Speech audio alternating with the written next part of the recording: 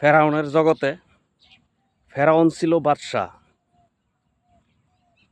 আর ফেরাউনে একজন মহিলাকে ডাক দিল, হে মহিলা, এদিকে এসো, তোমার 7 ছেলে কোথায়? মহিলার 7টি ছেলেকে ডেকে আনলো।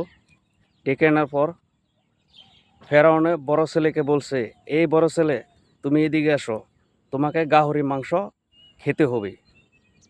তখন বড় ছেলে বলল, আমার জান চলে গেলেও আমি গাহরির মাংস খাবো না।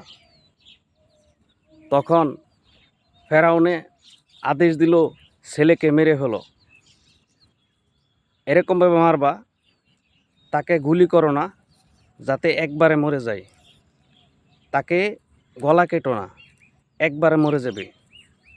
তাকে প্রথমে আঙ্গুল কাটো, তারপরে হাত কাটো, তারপরে পা কাটো, এরকমভাবে নির্মমভাবে তাকে হত্যা করো।